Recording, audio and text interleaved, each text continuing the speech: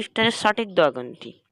ইফতারের সঠিক দোয়া এখন আমাদের সমাজে প্রচলিত আছে, তারা ইফতারে আগে একটি দোয়া পড়ে, সেটা হচ্ছে যে আল্লাহুম্মা লাকা সুমতু বলে তারা দোয়াটা পড়ে ইফতারের আগে। কিন্তু আমাদের যে কোনো কিছু খাবার আগে আমাদের অবশ্যই বিসমিল্লাহ বলে শুরু করতে হবে। বিসমিল্লাহ বলে শুরু করবো এবং আলহামদুলিল্লাহ বলে শেষ করব ইফতার। বিসমিল্লাহির রহমানির রহিম কিন্তু না, শুধু বিসমিল্লাহ বলে আমরা ইফতার শুরু করব এবং আলহামদুলিল্লাহ বলে ইফতার শেষ করব। শেষ হয়ে গেল, তারপর হতে পারে আমরা যখন খেজুর মুখে দিলাম তারপর কিছু পানি খাওয়ার পর, অথবা একদম ইফতারি শেষে পানি টানি খাওয়ার পরে আমরা বলতে পারবোই যে দোয়াটা সহি সনদে বর্ণিত হয়েছে সুনান আবু দাউদ হাদিস নাম্বার 2357-তে। এটা সুনান আবু দাউদের একটি হাদিস।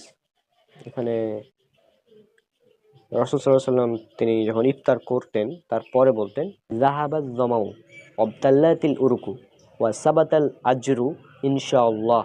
এটার অর্থ এরকম যে তৃষ্ণা দূরীভূত হলো, শিরা উপশিরাগুলো সতেজ হলো এবং আমাদের সবও হবে ইনশাআল্লাহ এর ফলে।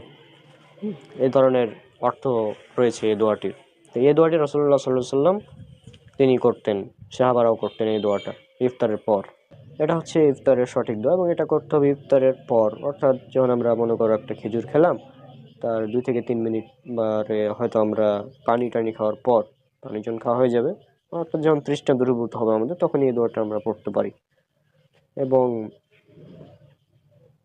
আর যেটার কথা বললাম যে সমাজে যে দোয়াটা প্রচলিত মানুষ আগে করে থাকে ইফতারের, যেটা আছে আল্লাহুম্মা লাকা সুমতু বলে যে দোয়াটা আছে, দোয়াটা হচ্ছে জয়ীফ, যা মানুষ সাধারণত ইফতার আগে পড়ে থাকে এবং আমাদের সমাজে প্রচলিত এই দোয়াটি। তো এই দোয়াটা হচ্ছে জয়ীফ, আর যেহেতু এটি জয়ীফ হাদিস সেহেতু এটা আমল করা যাবে না। আশা করছি এর আনসারটাও পেয়ে গেছো। জাযাকাল্লাহ খায়রান। তো আমাদের আরেকটা উত্তর আমরা পেয়ে গেছি, 3 নম্বরটা অনেক সুন্দর উত্তর হয়েছে। আশা করি আপনারা উপকৃত হচ্ছেন। যে আমরা যে ইফতারের পূর্বে যে দোয়াটা করি সেটা অ্যাকচুয়ালি জয়ীফ বিদাত, অ্যাকচুয়ালি ওই দোয়াটা।